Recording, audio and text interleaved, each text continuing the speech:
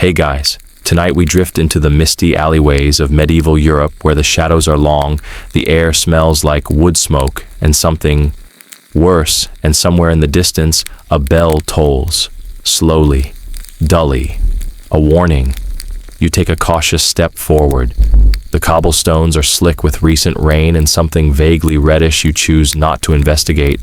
It's eerily quiet, too quiet for a city, and that's when you see it. A tall, cloaked figure moving steadily through the fog face, hidden behind a long, curved beak black hat perched stiffly atop its head.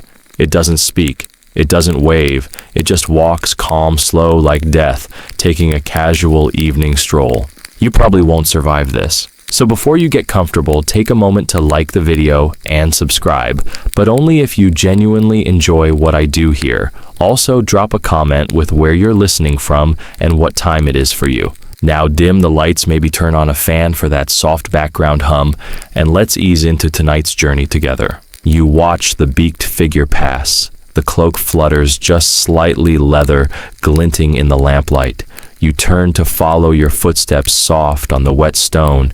The city around you is tense, anxious windows, shuttered doors barred, and all you can hear is the distant rattle of wheels and coughing. You're in the year 1348. Welcome to plague season. The Black Death has begun its grim tour across Europe, and nobody, not kings, not bishops, not bakers, knows what to do about it, or where it came from, or why it kills some people fast and leaves others wandering fevered and mumbling for days. Historians still argue whether the culprit was bubonic, pneumonic, septicemic, or some terrifying combination of all three. But one thing's for sure, it spreads fast. Ships roll into harbors, rats scurry down ropes, and suddenly, entire towns are infected before anyone has time to scream. You trail behind the figure as he makes his way toward a crumbling door. He knocks with a gloved hand. A pause. Then it creaks open, revealing a woman wrapped in blankets, pale as candle wax. She doesn't speak. She only nods. And just like that, the figure steps inside. You hear murmured Latin, the rustle of parchment, a faint sniff. Probably the doctor trying to inhale his herbal sachets rather than the rotting stench of illness. The cloak isn't just for fashion, you notice now. It's waxed, meant to repel moisture, because people think wet air is diseased. They call it miasma, bad air. And that beak stuffed with sweet-smelling herbs to filter it. The eyes, glassy domes to prevent evil spirits or sneezes from getting in. Of course, we now know the beak doesn't really do much. It's more symbolic than effective. But at the time, it feels revolutionary. A protective shell, a portable bubble of hope, or at least distance from the dying. You glance around. Nobody else walks the streets. Even the rats seem hesitant. In some towns, bells are tied to plague carts, tolling softly as they collect the bodies. Other places hire watchers, people who make sure sick households don't sneak outside. You're not sure who's worse off, the infected or the ones left behind to enforce the rules. As you wander deeper into the city, the smell thickens. Not just sickness, but fear, uncertainty, desperation. People whisper about omens, comets in the sky, eclipses, dogs howling at nothing. Everyone's looking for a reason, and you're just trying to stay warm. A cat slinks by, eyeing you warily. Back then, cats were sometimes blamed for spreading plague. Other times, they were praised for killing rats. There's no consistency, just chaos. People burn incense, ring bells, wear charms. One guy is selling powdered emeralds. Another recommends a diet of vinegar and crushed rose petals. Spoiler alert, neither of these works.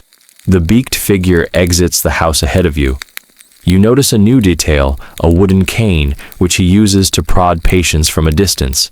Handy for pointing, lifting clothes, or just whacking someone if they get too close. You suppose medieval medicine wasn't exactly customer service oriented. He nods slightly as he passes you. Whether it's a gesture of respect or simply habit, you can't say. You follow again, more curious now. Behind you, the door shuts, quietly. The doctor's next stop is a market square, eerily abandoned. Fruit rots on the stalls. A single loaf of bread lies crumbling beside an overturned basket. And painted crudely on one wall, a red cross, the kind used to mark infected homes. Beneath it scrawled words, Latin maybe, or someone's desperate prayer. The figure kneels, leaves a pouch, maybe payment, or herbs, or instructions, then rises silent again. As you walk, you pass another plague doctor, in the distance, his cloak shorter, mask sleeker. A regional variation maybe. There wasn't exactly a standard issue uniform. Some wore bird masks, others just draped themselves in rags and hope. But the Beak, that long, uncanny profile, became iconic. Part healer, part warning sign. A walking reminder that you were living in dangerous times. You turn a corner and find yourself in a makeshift hospital, a converted church with rows of straw beds and moaning patients. The figure moves among them like a shadow, checking pulses, whispering prayers, leaving herbs by each bed. He doesn't cure. He observes, records, maybe bleeds someone, maybe offers comfort or just presence. Here's the thing, most plague doctors weren't miracle workers. They were hired by towns to track the dying, tally the dead, and occasionally try a few half-believed treatments. Some were trained physicians, others not so much. Some were just brave or desperate enough to take the job. You pause beside one bed. The patient stares up at you, eyes glassy. She's young, maybe 15, maybe already gone. The doctor draws a sheet over her face, a quiet gesture, a routine one. You step back. The candlelight flickers. A breeze slips through a cracked window, carrying the faint scent of time and death. Outside, the night deepens. You realize you've barely noticed the cold, or your own breathing, or how far you've wandered. The beaked figure turns toward you one last time, and then walks away into the mist, into the silence, into history. You remain the echo of footsteps fading behind you. The fog thickens as you drift through the ghostly streets, the clink of your boots now softened by a layer of damp straw that someone scattered across the cobblestones, maybe in a vain attempt to muffle the sound of the sick coughing through the night. You breathe shallowly out of instinct now. Whether it's to avoid bad air or bad vibes, you're not quite sure anymore. Ahead, a church bell tolls again, not for mass, for the dead. It's 1348 and the plague has arrived. Again. You feel it in the air, the way people walk faster, heads low, avoiding eye contact. The way marketplaces seem suddenly hollowed out. The smell of hastily burned incense clinging to corners. The first wave had passed through Europe in the 6th century, the plague of Justinian, but this new horror, it's on another level. This time, it came from the east, or maybe the south. Historians still argue whether it crept in through the Silk Road or hitched a ride on Genoese trading ships fleeing a siege in Crimea. What they all agree on is this: by the time anyone realized what was happening, it was already everywhere. You shuffle forward, boots crunching over broken glass and dry leaves. The windows you pass are shuttered tightly. Someone hisses at you from behind a curtain. You keep walking. Ships carrying black rats and their flea passengers pull into Messina, Palermo, Venice. A week later, people start collapsing in the streets. Swollen lymph nodes, high fever, vomiting. Then death. Sometimes in a day, sometimes faster. You wonder who the first person was to say, "Well, that seems bad," before watching their neighbor drop like a sack of potatoes. The plague doesn't care who you are. Nobles, peasants, monks, spice merchants, it takes them all. In some towns, entire families die within days. In others, whole neighborhoods go silent. And you, dear wanderer, are walking right through it. A chill wind pushes your cloak aside. You clutch it tighter. The air is heavy with wood smoke dampness and the bitter tang of fear. The road forks ahead. On the left, a quiet path leads toward the outskirts, a line of carts visible in the distance, piled with hastily wrapped bundles. On the right, the city center, bells again, and shouting. You go right. The shouting grows clearer, people pushing, yelling, pointing fingers. She coughed. One man shouts, waving a cudgel. She coughed. The accused, an older woman wrapped in a shawl, backs away, hands raised, eyes wide. You hesitate. Eventually, a local guard breaks them up with a long stick and a few angry words. The crowd disperses. The woman sobs quietly, slumping to the ground. You pass her without speaking. What could you even say? Fear does strange things to people. It makes them look for culprits, for reasons, for scapegoats. In Strasbourg, they blamed the Jews. In Milan, they blamed bad luck and locked down entire homes with the sick still inside. In England, they blamed foreigners. Some even blamed cats again, the poor things. Thousands were killed, which ironically may have made things worse. You reach a plaza with a stone fountain at its center. Dry now? Around it, notices pasted to wooden boards, some handwritten in shaky Latin, others more artistic with skulls or winged demons drawn in the margins. Warnings, prayers, occasionally thinly veiled threats. A man in red robes stands nearby, shouting something about repentance and divine wrath. You're not sure if he's a priest or just someone who found a costume and a sense of purpose. Either way, people are listening. Eyes wide, hands clenched, guilt soaking the crowd like rain. You move past them slowly, careful not to touch anyone. At this point, nearly every major European city is under siege from within. No armies at the gates, just invisible death. Some towns lock their borders, refusing anyone entry. Others ban travel completely. You start to notice chalk symbols on doors, bundles of herbs tied to windows, shallow trenches hastily dug to drain plague air from the streets. Historians still debate whether these quarantine efforts helped or just delayed the inevitable. Venice had a relatively advanced system. They even invented the word quarantine from 40 giorni, the 40-day isolation for incoming ships, but other places less organized, more panicky. You stumble past a group of children sitting on a stoop, quiet and thin, their faces blank. One clutches a wooden doll, another coughs softly into their sleeve. You don't stop walking. Down another alley you pass what was once a bustling inn. Its windows are smashed now. The door hangs open. Inside, upturned tables, abandoned bags, and on the far wall a smudge of red that could be wine. Or not. A cat darts out from under a table and vanishes into the night. It's probably fine.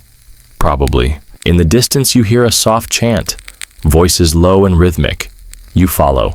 You round a corner and find a group of people walking slowly through the street, barefoot, backs bloody. They carry crosses. Some wear sackcloth. Others have painted ash on their faces. Flagellants.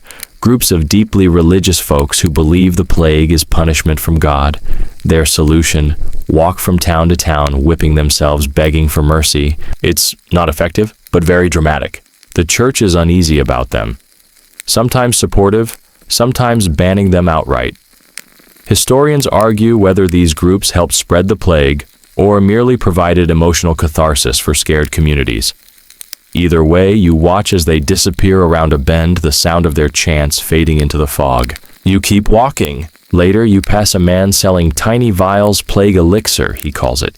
He winks, guaranteed to keep the pest away. You glance at the label. It says, distilled onion vinegar, holy water, possibly some goat. You move on. Eventually, you find yourself in a small courtyard. A statue of Saint Sebastian stands at its center. He's become something of a patron saint of plague victims, probably because he was shot full of arrows but didn't die right away. People relate. Around the statue, candles flicker in little puddles of wax. Some burn down to nothing. Others, still alive, casting dancing shadows on the cobbles. You sit on the edge of the fountain and close your eyes for a moment. The world feels hushed, not peaceful, just paused, waiting. Above you, the stars peek through parting clouds. Somewhere out there, the plague rages on. But here for now, you breathe. Slowly, carefully, as if even your breath might tip the balance. The wind shifts, the scent of herbs, the rustle of leather. A familiar beaked figure passes by, heading somewhere urgent. You nod. He doesn't nod back. Your boots crunch over frost-kissed leaves as you rise and follow the fading figure. the cold curling around your ankles like a cat you didn't invite. The plague doctor moves with that same eerie calm, every step deliberate, every motion subdued. It's unsettling how still he seems, like death's personal assistant, quiet, efficient, and dressed like a really unsettling bird. You trail him out of the courtyard and into the tangle of alleys beyond. Behind you, the candlelit statue of Saint Sebastian watches your retreat like a silent guardian. Ahead, the city stretches out in shadows and silhouettes the occasional lantern swaying in a window, its flickering light a tiny heartbeat in the dark. Your guide, because what else can you call him now, halts suddenly at the edge of a square. You pause, too half-hidden, behind the corner of a butcher's stall, now long abandoned. The smell of old meat lingers beneath the sharp tang of lie and desperation. The doctor watches as a cart rolls slowly into view. Pulled by a weary donkey and pushed from behind by a boy no older than 10, it creaks under the weight of wrapped bundles. The shape of limbs, the stillness of the dead. No wailing, no music, just the dull, repetitive chant, "Bring out your dead." You want to look away, you don't. The plague cart stops before a shuttered door. The boy knocks 3 sharp raps. A moment passes. Then the door opens just a crack and a hand gestures toward a blanket-covered form lying on the stoop. No words, just the hand. The doctor watches. You watch. The bundle is lifted onto the cart. A quiet goodbye. This now is the rhythm of the city. Death isn't an event, it's a schedule. Some towns hire officials just for this, the death watchers tasked with checking for signs of life and documenting every new case. Most don't last long in the job. You emerge from your hiding place, stepping carefully over the ruts in the cobbles. The doctor doesn't look at you, but somehow you know you're supposed to follow. So you do. Together you descend into what must have once been a wealthy neighborhood, wider streets, larger doors, ivy creeping across empty facades. Even wealth, it seems, can't buy immunity, though it can delay exposure. Many noble families fled to their country estates the moment the first cases hit. Historians still argue whether those quick getaways helped curb infection or just spread it further into rural villages. A door creaks open nearby, you glance over. A woman steps out dressed in black veil drawn. She carries a small wooden chest, perhaps a box of herbs or coins or keepsakes of the dead. She doesn't notice you. Her eyes are on the doctor. He nods. She places the chest at his feet and returns inside without a word. The door clicks shut. You glance down. Lavender spills out from the box's corner, delicate and dry. There's something beautiful about the strange rituals people adopt in chaos. One family hangs garlic above every doorway. Another paints red crosses on their walls, not to warn others, but to ward off spirits. In some parts of Europe, people even carry little pest sticks, tiny wooden rods dipped in perfume that they wave in front of their noses, like incense wands for the unbaptized air. The doctor picks up the chest and moves on. You follow through twisting lanes and silent intersections. Occasionally you hear the distant clatter of hooves or the jangle of church bells tolling, always tolling. You turn a corner and pause. Before you stands a makeshift wall cobbled together from carts, barrels, and timber, a quarantine barricade. Beyond it you can just make out the outlines of tents, dozens, maybe hundreds, pitched haphazardly in what was probably once a marketplace. The doctor steps through a narrow gap in the wall and you slip in behind him. The camp is grim. Some tents flutter in the breeze, their ropes fraying. Others have collapsed entirely.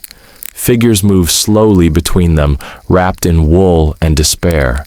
A few fires flicker here and there, sending up spirals of smoke. Somewhere someone hums a lullaby. You're not sure if they're singing to a child or to themselves. The doctor makes his way to one of the larger tents and pushes the flap aside. Inside, a man lies on a straw pallet, skin-flushed eyes closed. He mutters something in a language you don't recognize. The doctor leans down, presses a gloved hand to the man's forehead, then uncorks a tiny vial from his pouch and pours a few drops into the man's mouth. It smells like vinegar and sage and maybe a hint of regret. Again, you notice the cane. It isn't just for prodding or pointing, it's also for checking pulses, lifting blankets, even inspecting wounds from a safe distance. You imagine it gets a lot of use. The tent flap rustles. A young woman enters holding a cracked bowl of what might generously be called soup. She glances at the doctor, then at you, then lowers her gaze. You're not sure if she sees you or just senses the strangeness you've brought into this space. As the doctor exits the tent, you catch sight of a crude ledger nailed to a wooden post nearby. Names, ages, symptoms, dates, some crossed out, some with question marks, some just blank. Record keeping during plague years is patchy at best. Another thing historians argue about. Some cities kept detailed logs, others just gave up. You move toward the camp's edge, where a small group of volunteers, likely nuns or healers, are gathered around a fire. One hums quietly, while another sews something delicate and white. Shrouds, not blankets. You stand silently watching the needle move in and out of the cloth rhythmically, almost soothingly. Stitch by stitch. Death is relentless, but it's also mundane, repetitive, predictable. And somehow that's what makes it bearable. You leave the camp behind. The barricade closes again. The doctor walks beside you now, his boots thudding softly in the dirt. You glance at him, wondering what drives someone to take this job. Is it duty, desperation, a death wish? Historians still debate the motivations of plague doctors. Some were noble, risking their lives to help strangers. Others were greedy, paid large sums to work in high-risk areas. And some were just curious, fascinated by the disease, eager to study its effects. Weird flex, but okay. You wander back toward the city center. The fog is lifting slightly, just a bit. The air feels different, not cleaner, just tired. Like the city itself is exhausted from all the dying. You pass a wall with charcoal graffiti scratched across its stone. We are all dust. Next to it, someone's added a smiling face. Classic medieval coping. You turn your head just slightly, reading the smudge graffiti again. We are all dust as the street stretches ahead like a graveyard's yawn. The smiling face beside the text almost dares you to argue. But honestly, it's got a point. The beaked figure ahead of you moves at a measured pace. You're beginning to recognize it, not slow exactly, just deliberate. Like someone who's learned there's no reason to rush anymore. After all, death isn't going anywhere. You pass under a row of shuttered balconies. In better times, these would have been draped with laundry or flower boxes. Today, just dust and silence. A cracked lute leans forgotten in one corner. You wonder if it used to sing to dinner parties or lonely evenings. Now it's mute, like everything else. The doctor stops suddenly before a low wooden building, whitewashed walls, peeling paint, and a lopsided sign that reads, Domus Sanitaria, a plague hospital, one of many cobbled together with the best of intentions and the worst of resources. You follow him inside. The stench hits immediately. Not just sickness, but vinegar-burned rosemary unwashed cloth, and that sour undernote of sweat that even the strongest herbal poultices can't quite mask. You keep your breath shallow. Inside the room is lined with rough beds, most occupied. Some patients groan softly. Others are perfectly still. A few stare upward with hollow eyes, their minds perhaps already departed. There's a nun at the far end, humming quietly as she dabs a cloth onto someone's brow. The doctor goes about his work with an efficiency that borders on robotic. He checks pulses, inspects lymph nodes, scribbles notes into a damp ledger. You stand back observing the strange choreography of care during catastrophe. It's not glamorous. There's no dramatic surgery or brilliant discoveries here.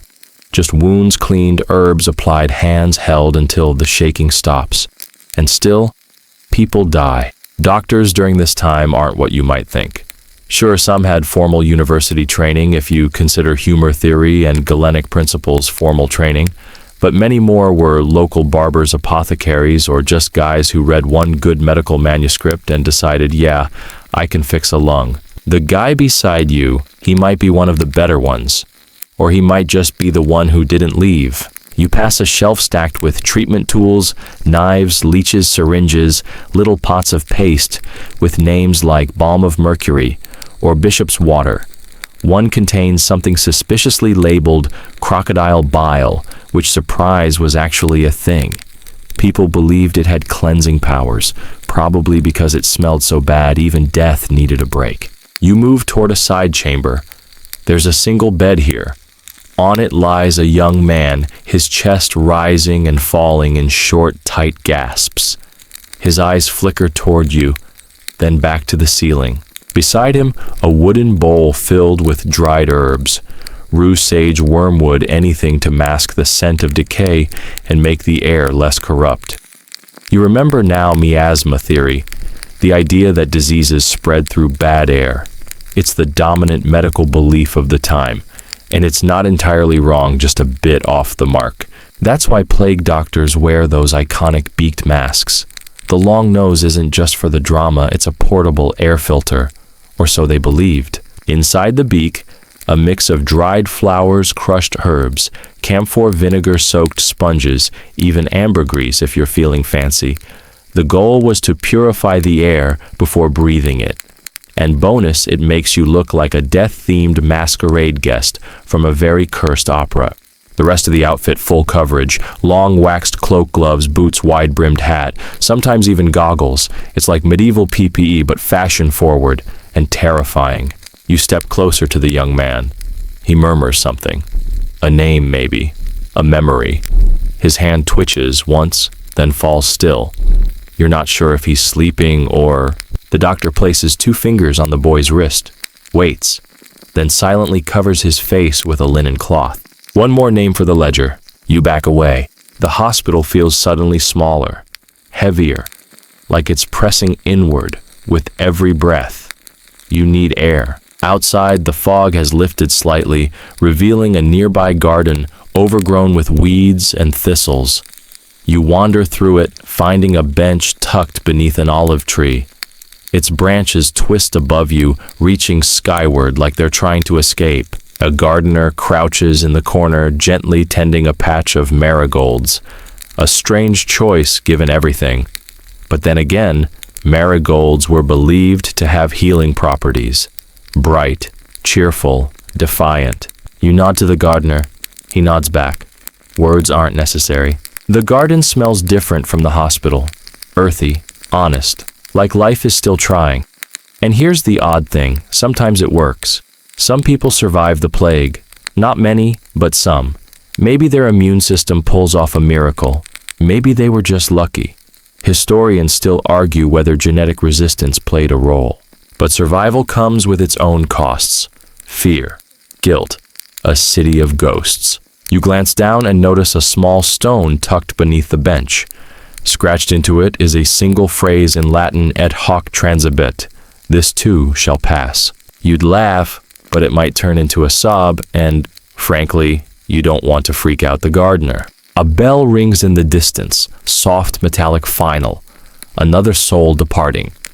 The doctor emerges from the hospital and begins walking again, and you fall into step beside him. It feels natural now. He leads you toward the edge of the city where stone buildings give way to rolling hills and the silhouettes of distant farms.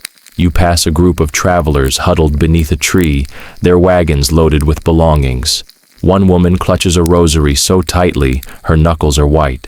They look at the doctor, and at you, and then look away. No one wants to catch the attention of death's assistant. You pass a chapel, its doors ajar. Inside, a few candles flicker before a statue of the Virgin. Someone sings quietly in the corner, words barely audible, a lullaby for the broken. Outside again, you reach a small hill overlooking the city. From here, you can see it all, the winding streets, the smoky rooftops, the tiny moving dots of the living. And scattered among them, the beaked shadows. Plague doctors? Not many. But enough to remind the city that someone is watching, that someone is trying, that someone hasn't run. You stand in silence. The doctor beside you adjusts his hat, then turns back toward the road. You follow. You walk now on a path that stretches beyond the city, its rutted trail hardened by cartwheels and quiet grief. Behind you, the skyline of domes and spires grows smaller, washed pale under a sun that doesn't quite warm the earth anymore. The plague doctor moves steadily ahead, as if pulled forward by some internal compass, or maybe by obligation. You're not sure which would be sadder. To your right, rows of scorched grass give way to makeshift burial grounds. There are no neat headstones here, just wooden crosses, many unmarked, slumped over, like they've given up standing. Mounds of freshly dug earth dot the field, each one a hurried goodbye. And here's the grim truth: there are too many dead and not enough grave diggers. That's not a metaphor. In many plague-stricken towns, the death toll was so staggering that graves were dug en masse, trenches filled by day, forgotten by night. Entire families lowered in together, wrapped in the same linens that once hung above their dinner tables. You pause as a small funeral procession passes by, if you can call it that. 3 people, heads bowed, carry a bundled form on a simple stretcher. One of them, an old man, holds a sprig of rosemary in his hand, trembling slightly. As they pass, he mutters a prayer under his breath. The others don't speak. Maybe they can't. Or maybe silence is just easier now. The plague doctor lowers his head as they pass. You mimic the gesture.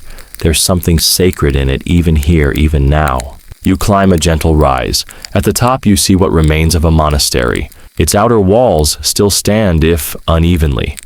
A bell tower leans like it's listening for something, maybe a final confession. The plague didn't spare the monks. Even the faithful weren't immune.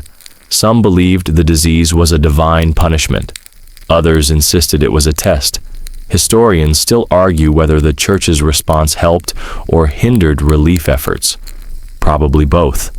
Inside the crumbling monastery, a few remaining friars tend to the sick. They've turned the chapel into an infirmary. The pews are gone, replaced with straw pallets and wooden cots. Holy water sits beside vinegar jars. It's all very DIY salvation. One friar greets the plague doctor quietly. They speak in low tones. You can't make out the words, but there's an understanding between them, like colleagues, maybe even old friends. You wander deeper inside. Candles flicker in iron sconces. Incense coils in the air, mingling with less sacred smells. The soft sound of chanting rises from somewhere, a voice steady and low. You follow it. In the cloister garden, a monk kneels beside a dying man, whispering the rites. He holds the man's hand unflinching. There's courage in that, or stubbornness. You glance toward a statue of Saint Roch tucked into a corner niche, cloak-staffed dog at his side, the patron saint of plagues. You wonder how busy his celestial inbox must be these days. People here cling to faith like a raft in a storm. It's one of the few things they still have. Pilgrims journey to shrines desperate for healing. Some flagellate themselves in the streets, convinced that suffering will buy them mercy. Others just kneel and whisper. Even hope starts to feel like a ritual. The doctor returns, nods once, and steps through an archway into the courtyard. You follow. The space is quiet, save for the wind brushing dry leaves across the stones. In the far corner, a group of novices digs a fresh grave. You watch as they pause to wipe their brows, young barely more than boys. No robes, no solemnity. Just dirt and a shovel. And no one's keeping records anymore. Too many names. Not enough ink. The doctor places a small pouch beside the grave, perhaps a blend of herbs or a protective charm. Something symbolic. Something human. Back on the path, the road continues. You pass a field once used for tournaments. Now it holds rows of white tents. A quarantine station hastily built. The wind flaps through canvas and carries the occasional cough or cry. You stop to observe a strange ritual at the gate, new arrivals being fumigated. Yes, fumigated. A group of travelers stands inside a wooden pen, while an attendant walks slowly around them, waving a smoking bundle of herbs. Sage juniper bay leaves whatever was on hand. The theory smoke would cleanse the air, drive out the disease. The people stand obediently, eyes closed, hands raised, like penitents awaiting a blessing.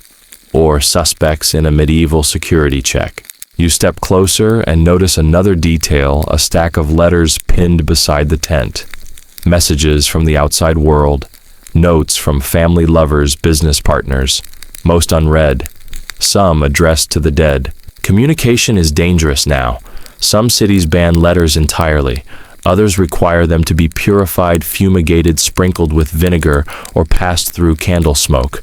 A postman's job becomes equal parts courier and exorcist. The doctor lingers a moment, then moves on. As you walk, the terrain becomes rougher. Trees hunch inward, branches gnarled like old hands. The light shifts. You're not sure what time it is anymore. The sun seems to be playing tricks, slipping behind clouds just long enough to unsettle. Then through the trees you spotted a leper colony, or what's left of one. Before the plague, lepers were already ostracized, forced to live on the edges of society, marked by bells or special clothing.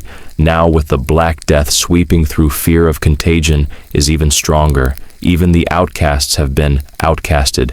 The camp is quiet. You see a few figures wrapped in cloaks, faces half hidden. One sits near a fire, carving a piece of wood into something, a bird maybe.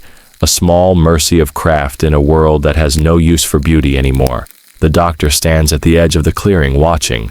Then he lifts something from his pouch and sets it on a stump, a loaf of bread, a sprig of mint, a folded cloth. He doesn't enter the camp. They don't ask him to. You walk on the forest, thinning behind you, the road narrowing again. This far from the city, the silence grows.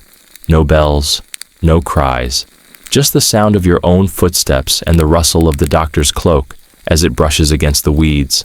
Eventually you come to a river, shallow, murky. On the other side, another village. You pause at the bank. A crude sign hangs from a post, no entry without permit.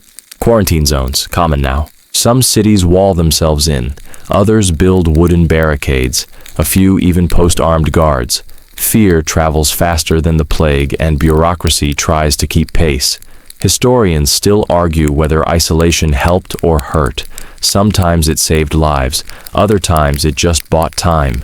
The doctor turns. For the first time you see his eyes behind the glass lenses. They're tired. You cross the river anyway. The village across the river looks deceptively normal at first. Clay roofs, cobbled lanes, a few goats nibbling at weeds like none of this ever happened. But as you step farther in, the illusion peels away like old paint. Windows are shuttered. Doors bear strange chalk symbols, X's, circles, slashes, each a code only the locals seem to understand. You spot a red ribbon tied to one knocker. Bad sign. Very bad. That means someone inside is sick or worse. You pass a cart, half unloaded barrels of dried goods sitting unattended. No one wants to touch them. No one wants to be the next vector. The plague doctor walks ahead, unbothered. You get the sense that this is all familiar to him now. Another village, another outbreak, another round of quiet horror. The only question is whether this place has a healer of its own, or if he's been summoned because there's no one left to try. You round a bend and find the answer. A cottage near the center of the village is ringed with small bouquets. Not fresh ones, but dry lavender, rue, basil, and rose hips tied with twine and left like offerings. The village healer has died. Of course, the door creaks open on its own, or maybe it's just the wind nudging it. Inside, you find a workspace frozen in mid-task. Mortar and pestle, half-ground sage, leaves a journal open to a list of symptoms and guesses. She, judging by the apron and the hairpins on the sill, was working until the end.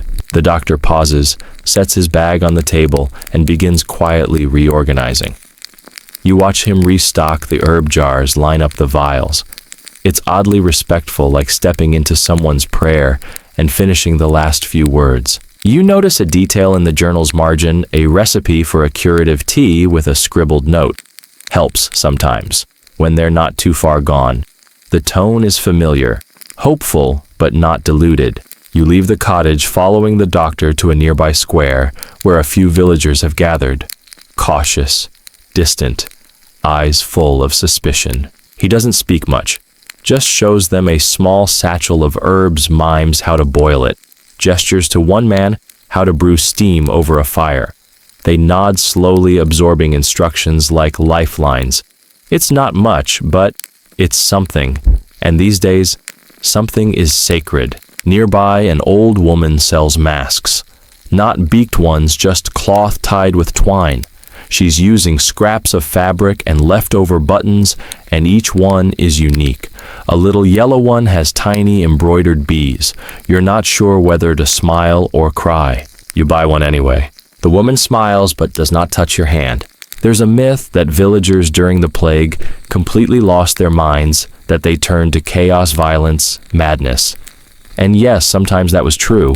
People did panic, did loot, did accuse and persecute, but just as often they did this stitched masks, shared tea, offered silence in place of judgment. Historians still argue whether the real story is one of breakdown or resilience. Maybe it's both. The doctor continues his rounds. At the village edge, he visits a barn where someone's been isolated. You can tell from the way the hay has been cleared and a path worn into the dirt floor. A man lies there breathing raggedly. His wife sits outside the stall back to the door, murmuring a song that sounds like it's meant more for her than him. She doesn't move when the doctor enters. Inside, it's dim. Flies buzz near the rafters. The sick man turns his head slightly as you approach. His eyes are bloodshot, and he's sweating through the blanket. He tries to speak, but only manages a dry hiss. The doctor checks his pulse, then surprisingly gently places a cool cloth on the man's forehead. There's no miracle cure. Not really. Oh, sure, people tried everything. Potions, bloodletting, burning scented woods, even strapping live chickens to buboes. Yes, that last one actually happened. Chickens, specifically black ones, were believed to draw out the illness. Unsurprisingly, it didn't work. Just made the chicken mad. But hope clings like mold. The doctor leaves a mix of dried mint and camphor in a bowl, shows the wife how to fan the steam toward her husband's face. She watches closely, nods. Sometimes you don't need to believe it will work. You just need to believe it's worth trying. You leave the barn and find the sun beginning to dip toward the horizon, casting long shadows that stretch across the wheat fields like yawns. In the distance, a scarecrow slumps in its postcoat, flapping gently. Someone's added a mask to it, beaked just like the doctor's. For luck, maybe. Back in the village square, children chase one another in slow, lazy loops. Not many, maybe 5 or 6. One wears a crown of dandelions. Another holds a wooden sword. Their laughter sounds like birdsong in an empty cathedral. It catches you off guard. You realize you haven't heard laughter in hours, maybe days. It reminds you people still live here. They plant gardens. They boil soup. They sing lullabies through the cracks in the door. The world has not ended. It's just paused, bruised, but not broken. Not yet. The doctor sits briefly on a bench. A young girl brings him a pear. He doesn't eat it, just nods and places it in his bag. Probably for someone else later. Someone sicker, someone hungry. It's the smallest acts that feel the most enormous now. You sit beside him. The wood is warm from the sun. You look at your hands. Dirt under your nails, smudges of ash, a faint trace of rosemary from earlier. You smell like the plague, and also strangely like someone trying. You watch the doctor rise and resume walking, and you stand quickly to follow. This is becoming a rhythm now. Observe. Witness.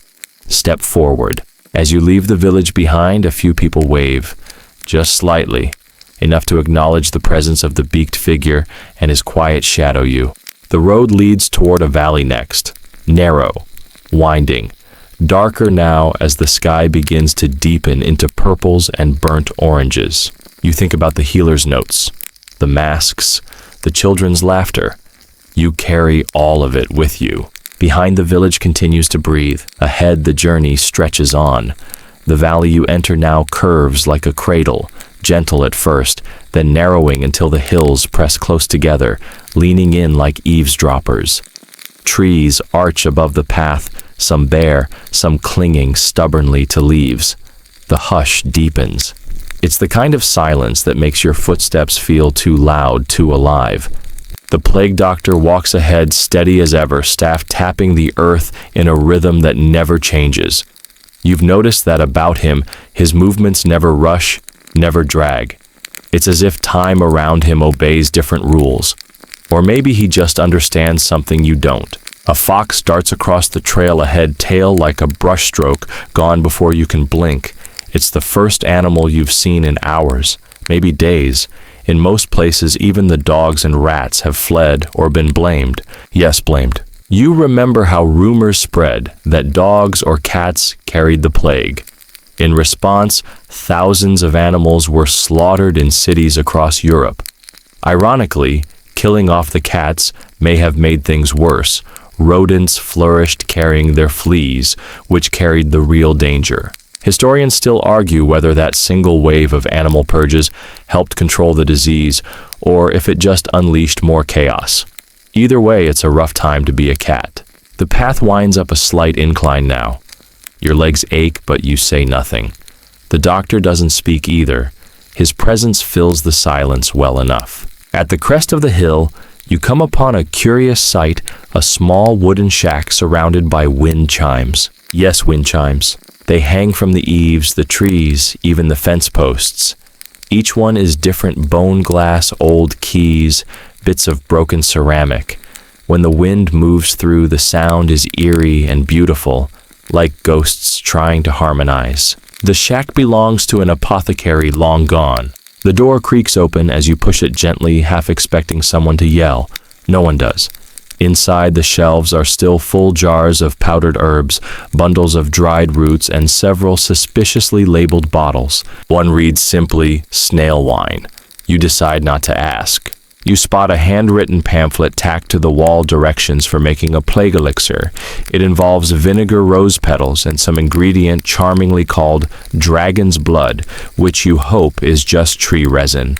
People tried everything back then. Garlic amulets, crushed emeralds, even a paste made from onions and dead frogs. That last one was rubbed on the sores. Charming. You gently lift a dusty pouch labeled "Four Thieves Vinegar." Ah, yes, a classic. The legend says a group of thieves looted plague houses without getting sick. When caught, they supposedly traded the recipe for their lives. Vinegar steeped with herbs like rosemary, sage, and cloves. Sounds tasty, actually. Historians still debate whether the recipe actually worked, or if the thieves just got very, very lucky. You take a bottle of the stuff. Not because it will save you, but because it smells vaguely like pickled hope. Back outside, the wind picks up. The doctor is already descending the next hill. You hurry to catch up. The air shifts again as you enter the next hamlet. It's quieter here. Not abandoned, but close. A few houses remain intact, others reduced to frames and bones. Fires have scorched parts of the town, maybe to cleanse it, maybe just to destroy what couldn't be saved. In the center stands something unexpected, a public bathhouse. Odd, you think. Not exactly what you'd expect in a plague-ridden zone. But here it stands, stone-walled, half-cracked moss climbing the columns. A relic of earlier, cleaner days. The doctor pauses outside, then enters. Inside, the air is warm and oddly fragrant. Someone has kept the place going. In one corner, a large copper basin bubbles faintly over a low fire. Steam wraps around you like a ghost with good intentions. You spot a young man tending the water. He startles when he sees you, then relaxes when he sees the mask. Apparently, even here, the beaked silhouette carries some weight. He gestures you closer, showing off a strange contraption, a metal kettle filled with rosemary, sage, and pine resin.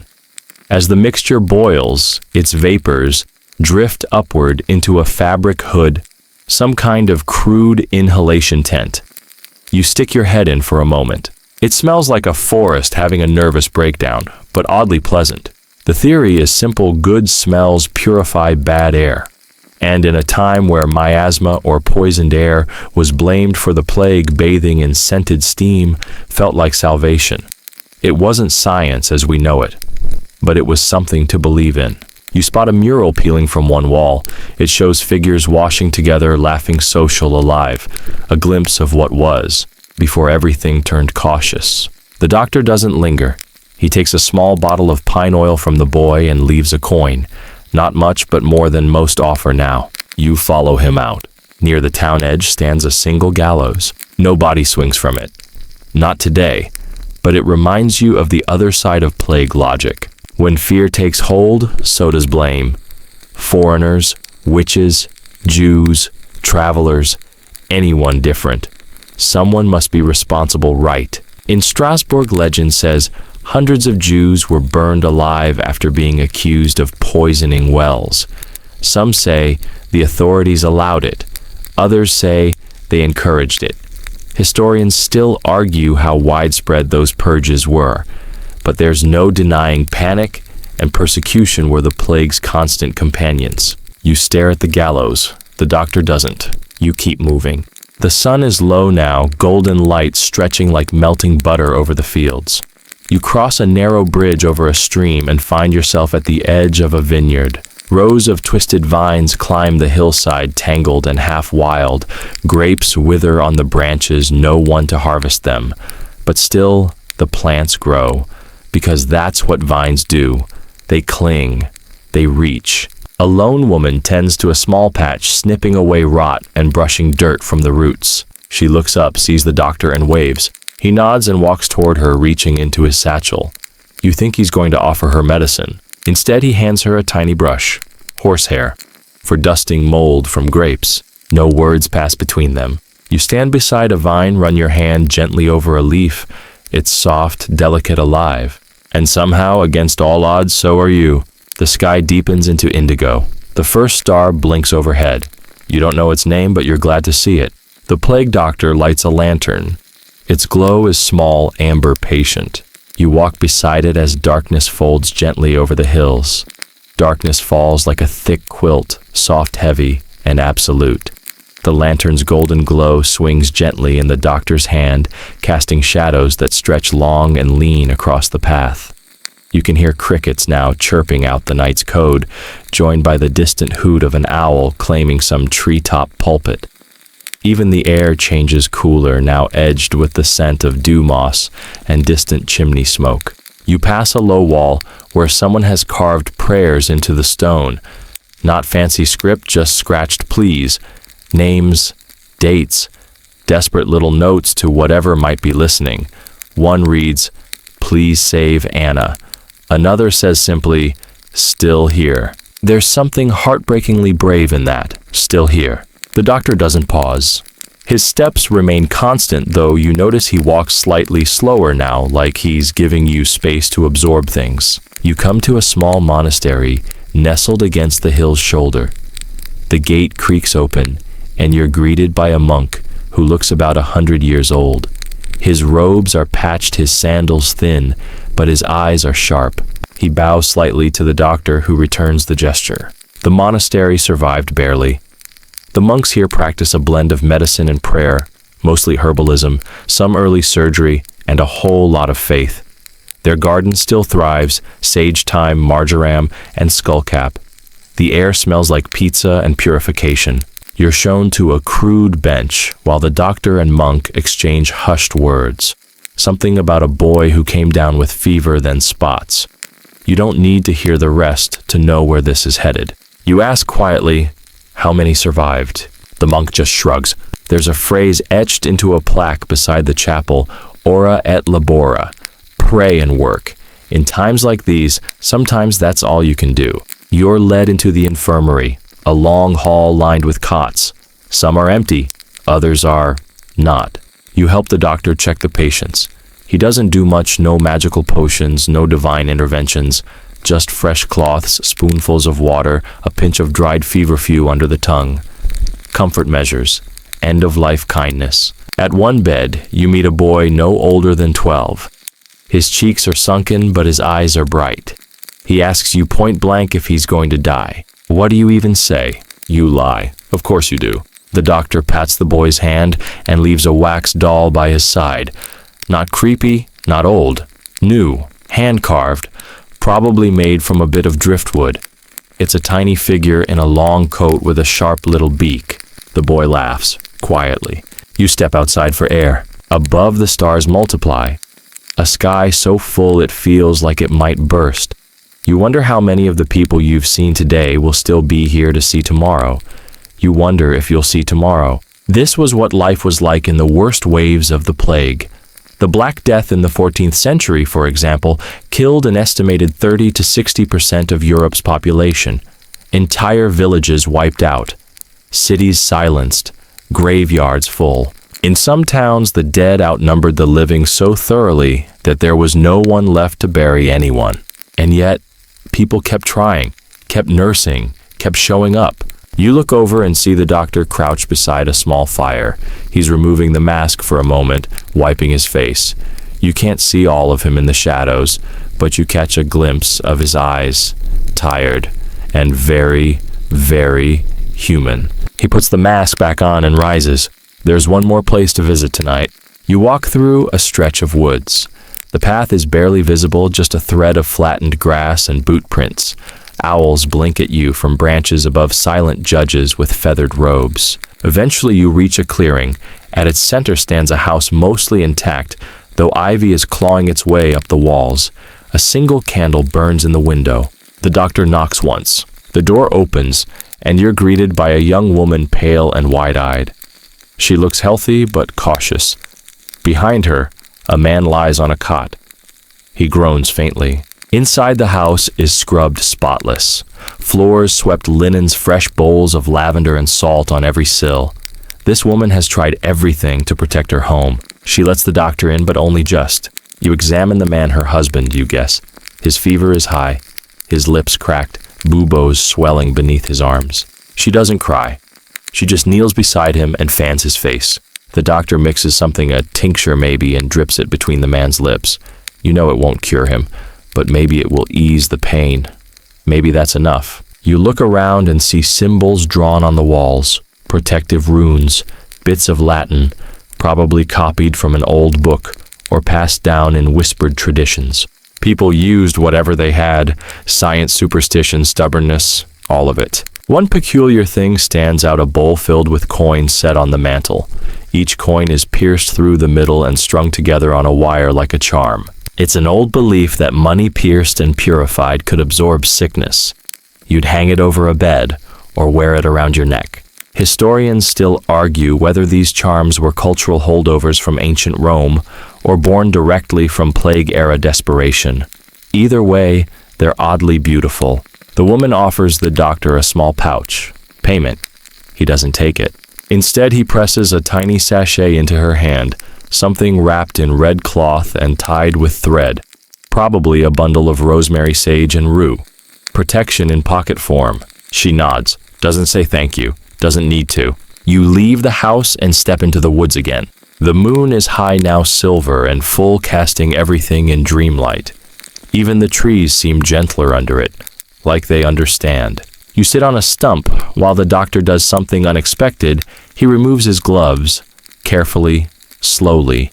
His hands are scarred but steady.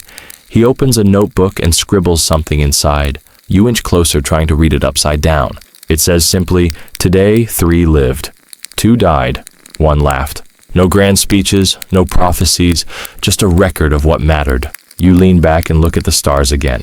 They're still up there, still shining no matter what happens down here. And somehow, that's enough to keep walking. You wake with your back against a tree, unsure when you fell asleep. The doctor is already moving again. His lantern extinguished, his coat dusted with dew. Morning has slipped in without fanfare, gray, damp, and impossibly quiet. There's a new heaviness in the air, not fear exactly, more like that pause before thunder, the kind of quiet that even birds seem to respect. You walk past rows of low stone walls dividing fields where nothing grows. Crows pick at old roots.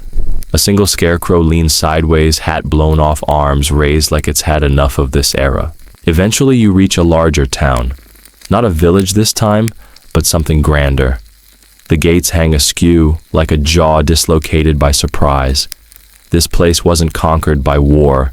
It was undone by breath. Inside, the streets are empty, not abandoned, just frozen. Tools dropped, doors ajar. It feels like everyone just stood up and evaporated. You pass a bakery. The loaves in the window are stone hard now, but the flour dust on the counter hasn't yet been scattered. A child's doll sits in the middle of the floor, face pressed against the boards. You don't move it. The doctor leads you to a building near the center of town, a guild hall. Once a place of meetings, trade order. Now, silence. Inside, the long table still holds ledgers. Open pages with lists of names, debts owed, supplies ordered, shipments never received. Someone's handwriting slowly deteriorates across the parchment, as if their hand failed them before the plague did. In one corner, a massive board is nailed with parchment warnings, notes public decrees. One reads, all citizens are ordered to remain indoors. No gatherings, no markets, no prayers in groups larger than 3. You recognize the desperation in the official tone. Leaders didn't know how to stop the spread, but they had to look like they were doing something. Cities shut gates, banned travelers, burned belongings.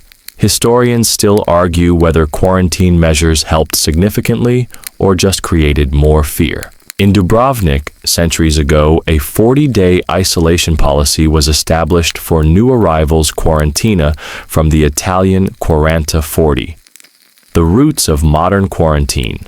Sensible in theory, but in practice it often meant locking people inside until they died or didn't. You sift through the papers and find a curious decree. All plague doctors are to wear black robes, masks, and carry identification papers signed by the magistrate. Apparently, there were imposters. Yes, imposters. Some people dressed as plague doctors just to loot houses pretending to be official while they rifled through drawers. Others used the costume as a disguise for mischief or worse. Imagine being robbed by a bird. The real doctors carried credentials. You glance at your companion wondering which kind he is, but he's already moving on. You follow him out through the town square. At its center stands a tall pillar, maybe once a monument, now graffiti scrawled and surrounded by wilting flowers. Someone scrawled, "We remain," in chalk across the base. A protest. A hope hard to tell. The doctor walks to the edge of the square and stops before a row of carts. Not food carts, not wares. These are plague carts, long, wooden, and grim. Once pulled through the streets by men with muffled faces ringing bells, calling out, "Bring out your dead." That's not just a line from satire. It was a practice in cities overwhelmed with death. You stand beside one and run your hand along the side. It's smooth from use. Behind the carts is a crude structure, a small chapel hastily converted into a morgue, rows of stretchers, covered bodies, some just blankets over shapes. You help the doctor light candles along the wall. No prayers are spoken, but the light is enough. He hands you a pouch of herbs, rue, and juniper, and you place small bundles near each body. For the smell, for the symbol, for the ritual. People need rituals. You glance at one of the bodies and see a hand, a woman's probably. A ring still clings to her finger, a delicate band with a small bird etched into it. You wonder who she was, what she hoped for, whether someone still waits for her somewhere. And then the bell rings. Not from the cart, from the church. It's cracked and wavering, but the sound echoes. The doctor stands straighter. You both turn and head toward it. The church is enormous, built with ambition and gold that now seems long spent. Inside a single figure plays the bell rope, an old priest with eyes like hollow coins.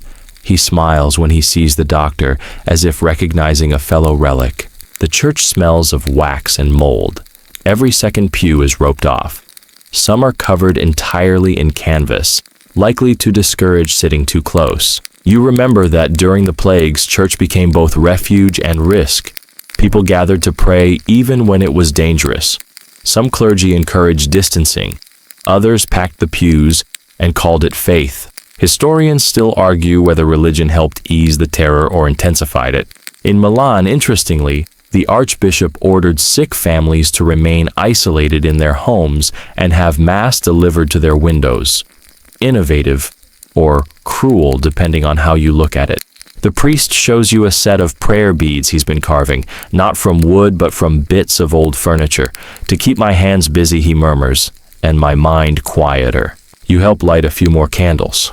Not for anyone in particular, just because flame in darkness matters. The doctor kneels for a moment, then stands. Time to move again. Back outside, a strange fog begins to roll in low and swirling, like the air is trying to hide something from you. The kind of fog that makes familiar things look wrong. But the doctor walks forward unbothered. You follow steps slower, now heavier. At the edge of town, you spot something strange, a painted sign nailed to a tree. It reads, "No mask, no mercy." Below it, another infected inside. "Do not approach." Someone's tried to create a boundary. You wonder how long it held. The fog thickens as you leave the town. Behind you, the church bell tolls once more. A long, slow note. You keep walking, the beaked silhouette ahead of you, cutting clean through the mist. Eventually, even the bell fades. The fog curls tighter around your ankles now, like ghostly vines tugging at your boots. You can barely see 5 steps ahead, but the doctor moves without hesitation, his figure a dark ripple in the mist. That long coat sways like a shadow with purpose, and his beaked mask points forward, always forward. The silence grows thicker than the fog. No birds, no wind. Even your own breath feels muffled. You come upon a low wooden signpost nearly swallowed by ivy.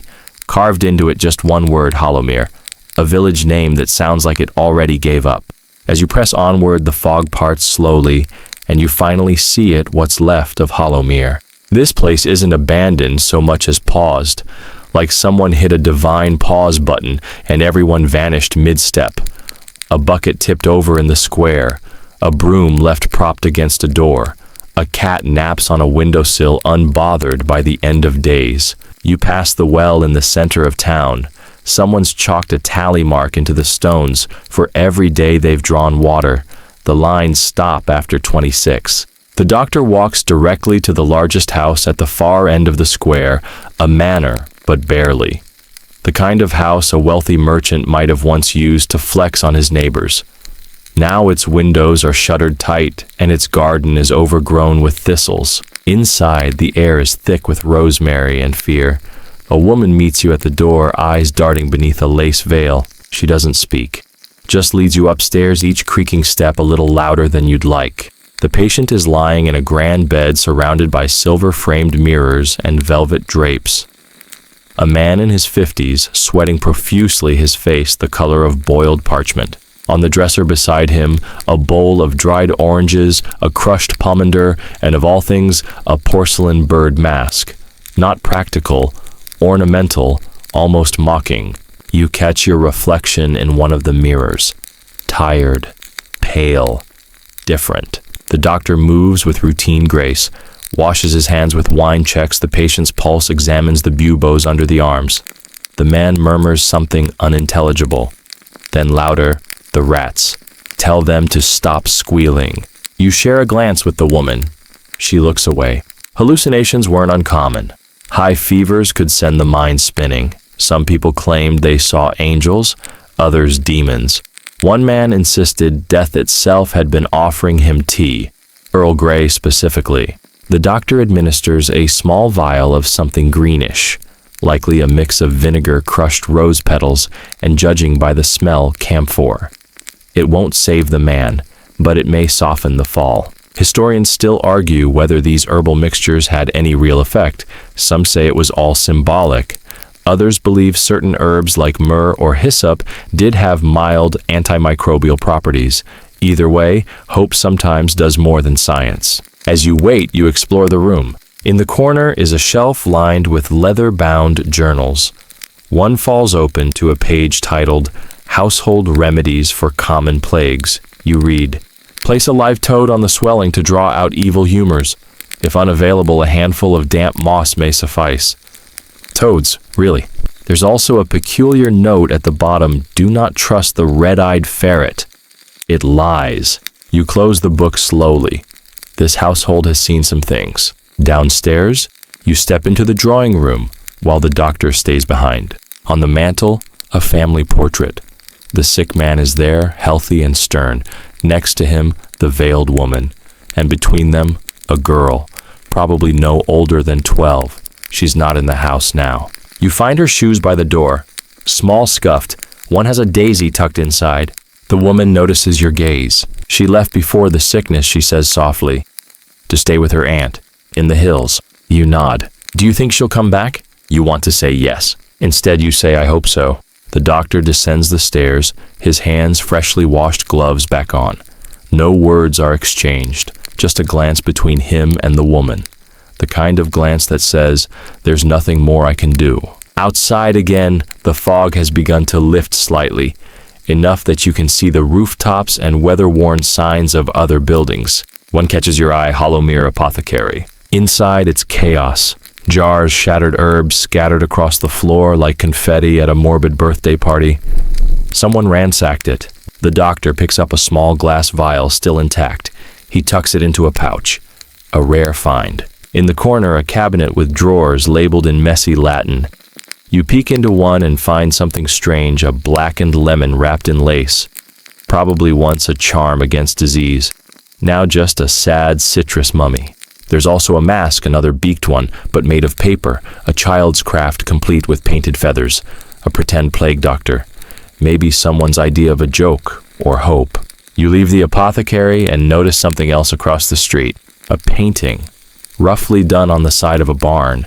It shows a tall figure with a beaked mask holding hands with a group of children. Behind them, fields of sunflowers. Above them, the words, "He walks with us." It's oddly sweet, strangely reverent. That's the thing, these plague doctors weren't always feared. Sometimes they became symbols of protection, almost like folklore heroes. Not because they were miracle workers, but because they showed up. Even when others fled, you sit on a low stone wall and watch as the doctor kneels beside a small garden plot. He plucks a few sprigs of thyme and presses them into a pouch. You ask finally, why keep going? He looks at you, mask tilted slightly but silent. You imagine his answer even if he never says it. Because someone has to. The fog drifts higher again, the sun fighting to poke through in gray streaks. Birds return to the sky, wheeling above like kites set free. You rise, dust off your coat, and keep walking. You follow the doctor away from Hollowmere, your steps quieter now, your breath sinking with the rhythm of the road beneath you. There's a sense that something has shifted, not just the air, not just the fog, but you. The weight of the journey is sinking in like rain slowly soaking through a coat. It doesn't make you turn back, but it makes you slower. Ahead, the doctor pauses at a fork in the path. One road is wide, well-trodden, and leads toward what looks like another town in the distance, rooftops, rising in neat rows. The other is narrower, overgrown, and curves sharply into the trees. Without a word, the doctor takes the narrow way. You sigh. Of course he does. The forest closes in like an old book shutting around you. Trees loom tall, bark peeling like ancient wallpaper. The leaves above knit a patchy ceiling, letting only slices of light through. It smells like damp earth and long-forgotten things. A bird calls, then stops as if realizing it's broken some ancient rule. You walk in silence for a while until something unusual appears through the trees, a row of low moss-covered stones. Not random, aligned, marking something. You've reached a lazaretto, an old isolation camp for plague victims built far from cities. This one's mostly ruined, half swallowed by the woods. The walls have caved in, vines choking the timbers. But you can still make out the layout, rows of simple beds, a fire pit, a small chapel now roofless and spilling ivy like tears. Lazarettos were used across Europe, especially in port cities. Venice had one as early as the 15th century. People arriving by sea would be detained there for weeks before entering the city, watched by guards, fed bland meals, and tested for signs of sickness. If you showed symptoms, well, your vacation was over. Here, though, this place was for those already infected. Sent here not to recover, but to be forgotten safely. You wander past the crumbling infirmary, your footsteps crunching on broken tiles. A tattered blanket still clings to a corner bed frame. In the chapel, someone scratched a prayer into the wall, "Let my soul stay clean, if not my skin." You sit for a moment on one of the beds. It's hard to imagine being left here away from family, waiting to die among strangers. But many were. Some left notes behind scratched onto bark or tucked into tree hollows. A few were found years later, little paper ghosts. The doctor stands by what's left of the garden, medicinal herbs long overgrown. He kneels and digs with his gloved hands, gently brushing dirt from a tiny wooden box. Inside, dried lavender wrapped in cloth. Someone had planned to heal someone else here, or at least make them more comfortable. There's a strange peace to the place, actually. Less horror than expected. More resignation, like even death here decided to move softly. You continue walking through the camp until you reach its edge, a break in the trees where the forest thins and the world returns. But just before stepping out, you hear something, a low rustle. You turn and see a small figure dart behind a tree, then another. Children. You crouch instinctively. They peek again, small and wild-eyed, clothes patched, feet bare, faces wary but curious. They've been surviving here, in the ruins, somehow. The doctor doesn't startle. He removes his mask slowly and crouches too, holding out a hand. One of the children steps forward cautiously, then retreats, then forward again. She's clutching a worn rag doll. The doctor offers her a strip of dried apple from his pouch. She snatches it and scurries back. You watch this quiet exchange unfold like a scene from a fairy tale told in shadows. He doesn't speak, just sits, waits. Eventually she returns and sits a few feet from him. The others follow. There's a gentleness to the moment that feels alien in this world. You learn their names, sort of. They give you nicknames, Bramble, Scratch, Echo. They've been on their own for weeks, maybe longer. Their parents brought them here when they got sick, told them to stay hidden. The parents never came back. You feel a tightness in your throat that no amount of fog can disguise. The doctor pulls out a small tin of ointment, gently applying it to a scratch on Echo's arm. It smells like beeswax and rosemary. He gives her a nod, then taps her on the nose with one finger. She smiles. You sit with them for a while, watching the sun thread its way through the trees like gold embroidery. Eventually the doctor stands. He gestures gently. Time to move, but the children don't follow. They've made their home here, and for now it's safer than the world beyond the trees. You want to argue? Say something dramatic about how children shouldn't be left alone in ruins. But then you realize they're doing okay. Not great, but okay. One of them hands you a small carved wooden animal as you go. A fox, maybe. Or a very ambitious squirrel. You thank them. You step back onto the path. The road opens up again. The forest receding. The world brightening. You glance behind you one last time. The kids are gone, blended into the ruins like moss and memory. You walk in silence for a long time after that. Eventually, you ask the doctor, how many of those places have you seen? He doesn't answer. But you know the number is too high to count. You press the wooden fox into your palm and keep walking. The day fades into a gentle gray, the kind that melts the sky into the hills and turns trees into smudges on the horizon. Your legs ache not from a single sharp pain, but from the slow accumulation of endless small steps. It's the ache of existing, of moving through a world that asks more of you than it offers. The doctor walks on boots, sure on the packed earth.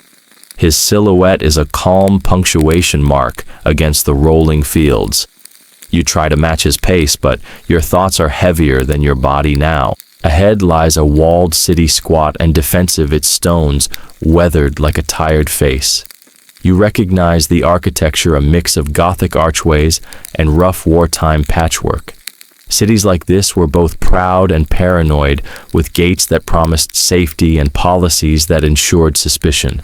The doctor approaches the city gates just as they begin to close for the evening. A guard halts him with a spear and a grim look. No one's eager to welcome strangers these days, especially ones wearing bird masks. He doesn't speak, just produces a letter sealed with wax, stamped with some official emblem you can't identify.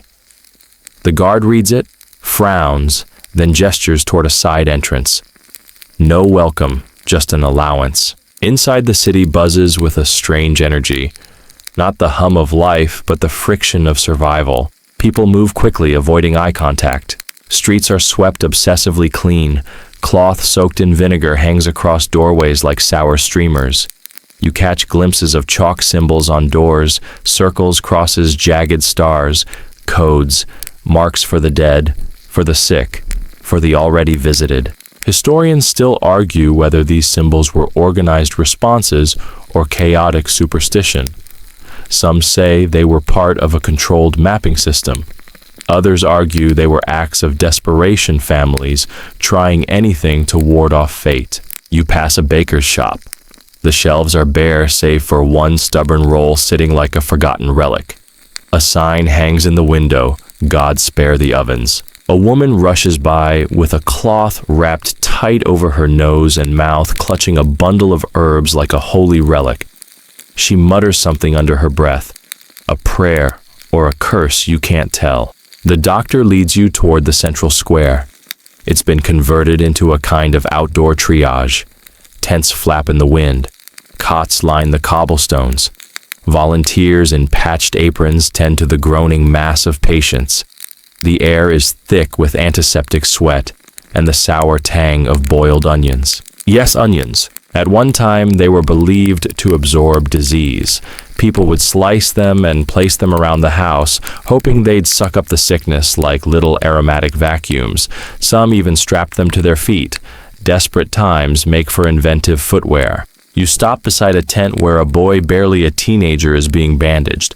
His arm is blotchy, swollen. The nurse dabs gently, whispering encouragement. She's barely older than him.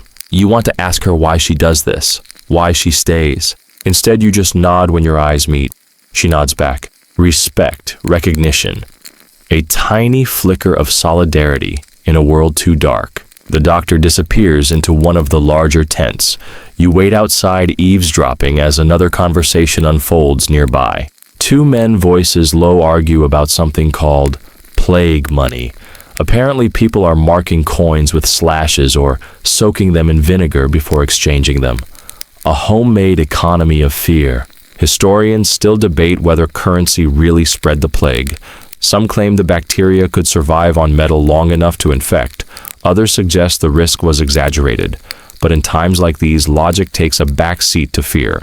The conversation shifts. They mention someone, a man named Bartolomeo, who claims to have found a cure. Something about dried bat hearts and goat milk. You resist the urge to laugh. Quack remedies were as common as prayers during plague years. Everything from pigeon blood to powdered emeralds was tried. If you were rich, you paid for unicorn horn. If you were poor, you made do with leeches and desperation. The doctor returns. His mask is off, slung to one side. His face is pale, marked by long days and short nights. He says nothing, just gives a small tilt of his head, and you follow him down a side street. You arrive at a house with its shutters drawn and its front door marked with a red X. Inside, a man sits slumped at a desk surrounded by scrolls, books, and scattered herbs. He looks up slowly, eyes bleary. This is the city's apothecary, or what's left of him. He speaks in a rasp. I need more angelica root. The last batch was stolen, maybe by the ones with the blue sashes. Blue sashes. Apparently, this city has formed makeshift guilds, rogue groups not official. The blue sashes are hoarders. They steal herbs, food, sometimes even bodies, selling them back to desperate families at ruinous prices. You feel your stomach churn. Even now, people exploit pain. No surprise, but no less vile. The doctor promises to look into it. As you exit, night slips fully into place. The city dims to candlelight and whisper. You find shelter in a former church now repurposed as a resting hall. No pews, just mats and blankets. A fresco of a saint stares down from above, his face half erased by smoke and time. You lie back and let the chill of stone settle beneath you. Your ears ring with the noise of the day, the murmurs of the sick, the rustling of herbs, the hiss of boiling water. Then a bell rings in the distance, low and slow. The death bell.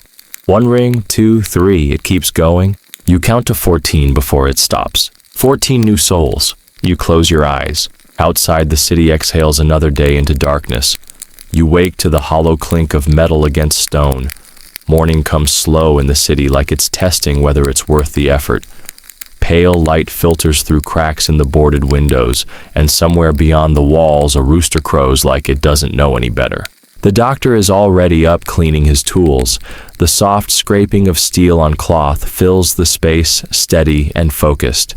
He's humming something low, tuneless, comforting. You've stopped asking where he learned all this. Some things you just accept. You both step outside into the dew-soaked street. A thin mist clings to the cobbles. It's quiet, almost peaceful, until you turn a corner and find a line of townsfolk standing outside the Guildhall. They're here for a new decree. The city's officials, what remains of them, have taken to issuing morning updates, death tallies, sanitation orders, rationing rules. Today, it's something new. Blue sashes are to be disbanded, reads the man at the front, scroll in hand. All medicinal stores confiscated and returned to the apothecary registry. Murmurs ripple through the crowd, some relieved, some very much not.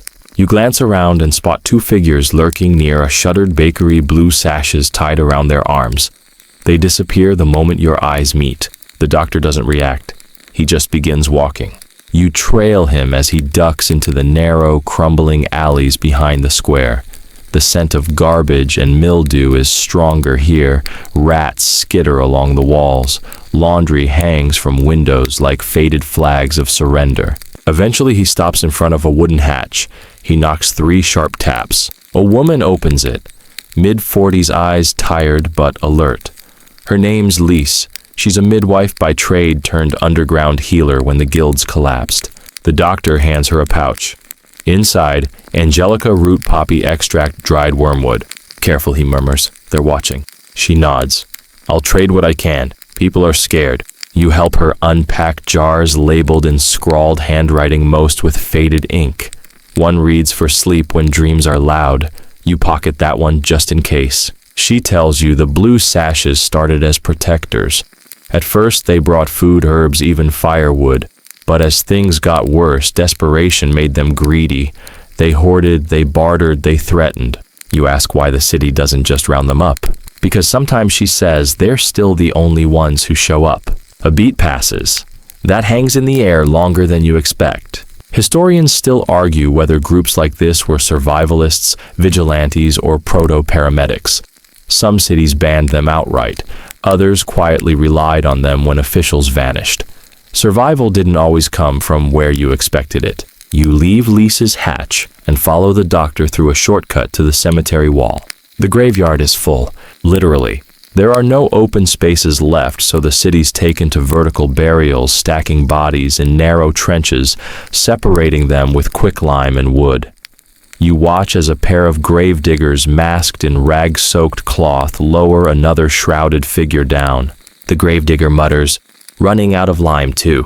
You notice a strange object beside one grave, a wooden toy soldier, weathered by rain, left by a child or someone who remembered being one.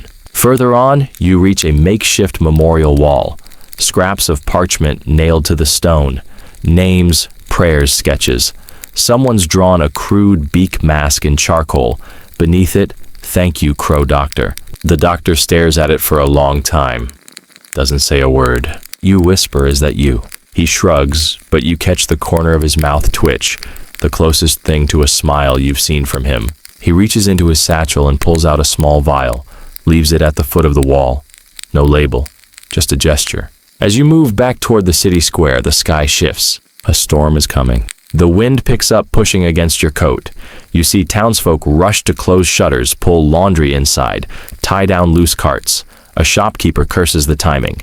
Just cleaned the gutters. You and the doctor duck into a clothier's shop just as the first drops hit. Inside, the air smells of damp wool and candle wax. The shopkeeper, an elderly woman with sharp eyes and a crooked spine, greets the doctor by name. "Still collecting masks, dear?" He nods and gestures toward a back room. She leads you in. What you find is unexpected. Dozens of Beak masks hang from hooks and pegs, some pristine, some scorched or cracked, each one different, some painted, others carved with tiny symbols. One is covered in fabric printed with roses. This was his first, she says, touching it gently, back when he still thought he could fix everything. You run your fingers along the edge of a newer mask, lighter, streamlined, burnished leather. "You made all these, you ask?" She nods. "When people stopped calling for tailors, I started making armor." The doctor tries one on, adjusting the straps. It fits like an extension of his face, like he's stepping into his role. You suddenly realize he's not just a healer. He's a symbol, a moving myth, and symbols need costumes. Historians still debate how widespread Beak masks truly were. Some claim only a handful of doctors used them, and that their eerie image was exaggerated later by art and memory. Others insist they were a common sight, especially in wealthier cities. Either way, they endure, like all monsters and guardians do. Rain hammers the windows, thunder rolls like a slow drumbeat. You spend the next hour helping the tailor reinforce the seams of the newer masks, stitching, soaking linen in herbs, cutting fresh lenses. When the storm breaks, you step back outside into a cleansed city. The air smells of wet stone and lavender. For now, everything feels a little cleaner, a little quieter, but you know it won't last. The plague doesn't respect weather. It just waits, and so do you. You press your palm to the edge of your own mask, your borrowed one patched and scuffed from days of wear, and wonder how long you'll keep wearing it, and whether one day someone might hang it on a wall too. You've lost count of the days. Maybe it's 10, maybe 20. The city's bells still chime each morning and evening, but time here moves like syrup thick, slow, sometimes bitter. The plague doesn't announce itself with a schedule. It just lingers like the scent of dried thyme in the doctor's pocket. This morning, you wake in a dusty attic above an abandoned print shop. There are still scraps of parchment scattered across the floor, smeared with half-inked warnings, poems, and pleas. One reads, "Bless the breathless." Another, "I was not ready." You gather them in a pile and light them in the hearth, watching their curled edges catch fire and vanish. The doctor says nothing, just places a kettle over the flames. He makes a kind of tea, bitter dark, definitely not chamomile, and hands you a steaming tin cup. You sip and almost gag. "Juniper," he murmurs. "Good for the chest." You drink it anyway. Today's task is different.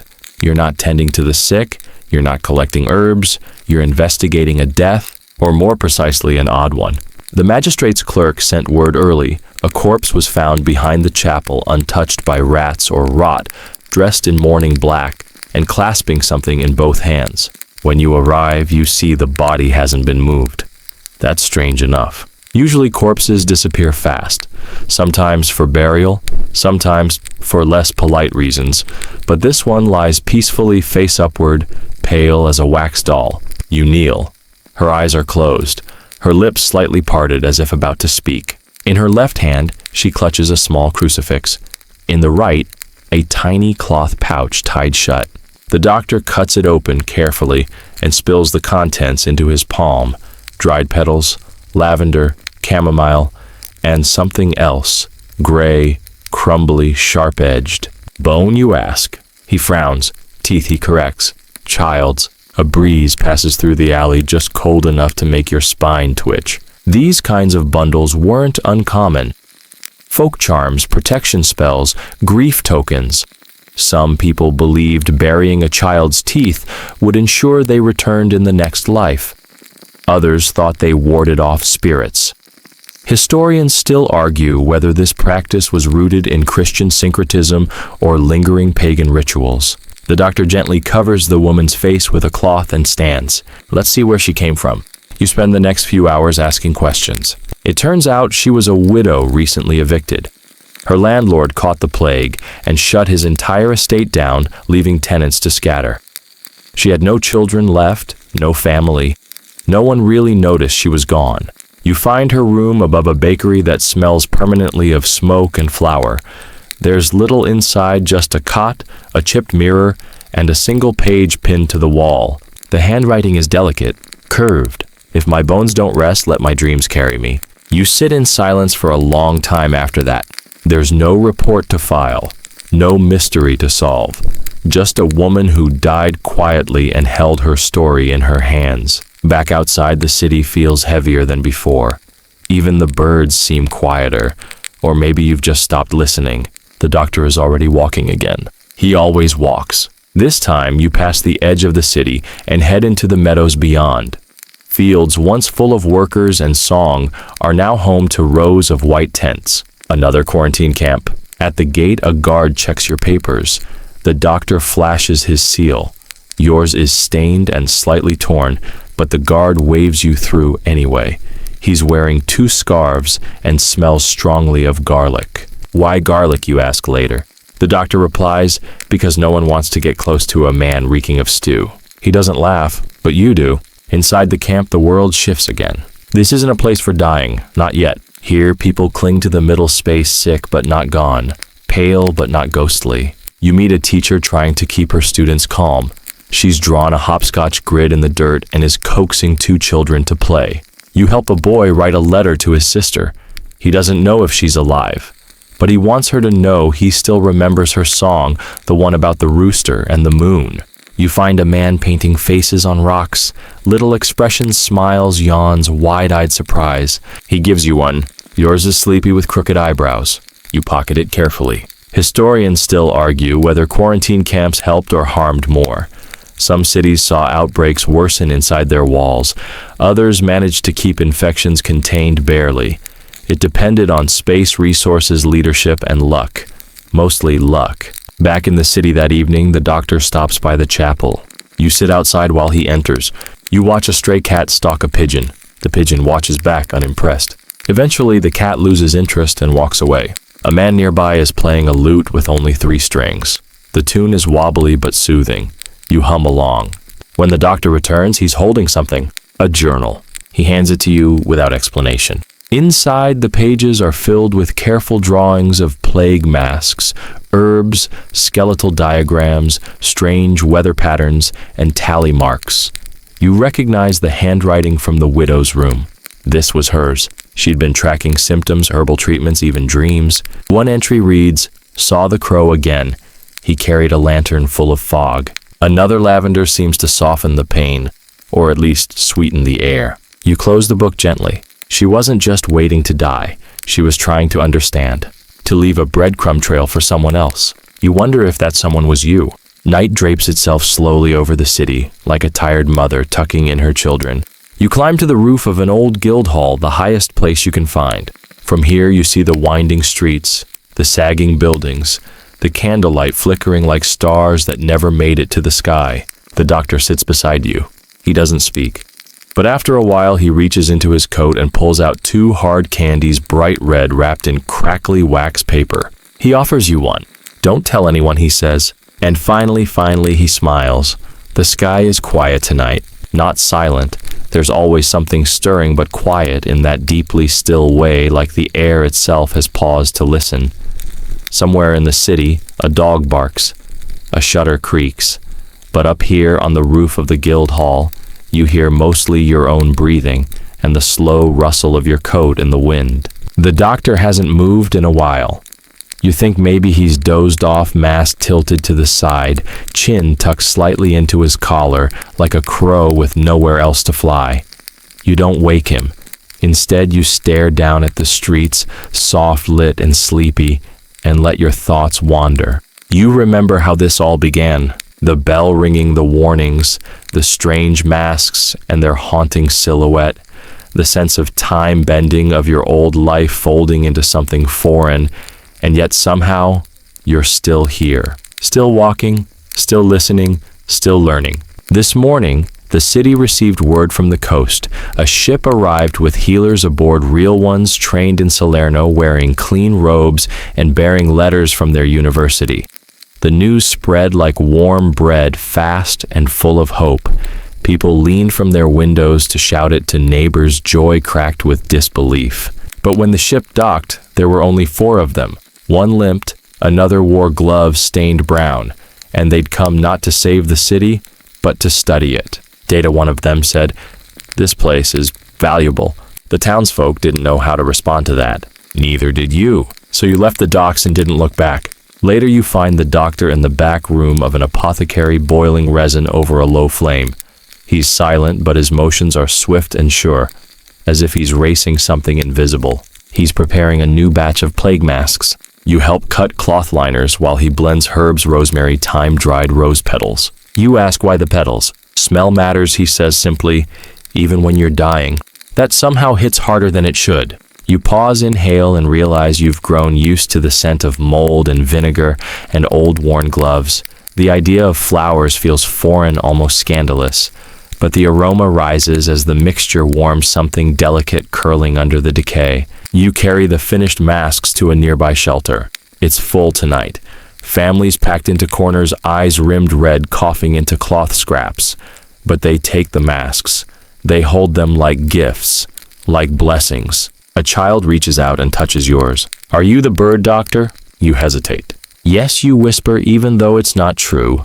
Not fully. But she nods like she knew it already. Like she's known you forever.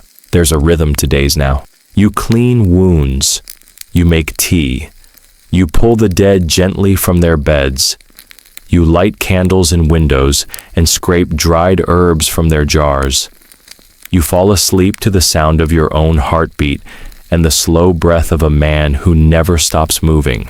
And in between all that, you collect stories, not in books but in moments, like the butcher who sings lullabies to his goats, the woman who leaves bread for stray cats every morning even now, the old soldier who paints flowers on the city walls using crushed berries and spit.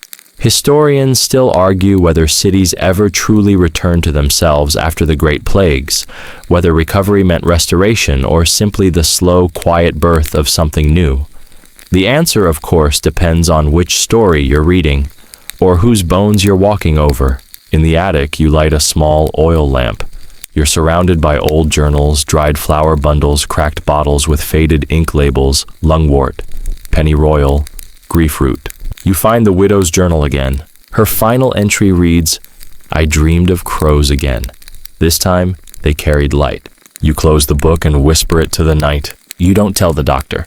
Not everything needs a witness. And now, as the city dozes under a veil of fog and moonlight, you make your way slowly through the streets one last time tonight. You pass the chapel, its doors now always open. The market where fruit once spilled in bright heaps. The well where children used to drop stones and count the echoes. Everything has changed, and yet strangely everything endures. You return to your shared room. The doctor is asleep in his chair mask resting on his chest. The beak points upward like it's sniffing dreams. You settle onto your cot and let your eyes close. You don't expect sleep to come quickly. It rarely does. But tonight the city feels different. Not safe, but quieter. Like it's listening back. You think of all the things you've carried, masks, herbs, bones, names. You wonder which you'll still carry tomorrow, and which you'll leave behind. You drift slowly, and in your final waking thought, you imagine beaked doctors walking through time lanterns, swinging herbs blooming in their satchels. They don't speak. They just walk, and keep the stories breathing.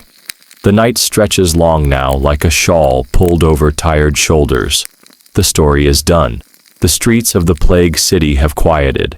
The masks are hung up, the lanterns dimmed, and even the crows have taken to their nests.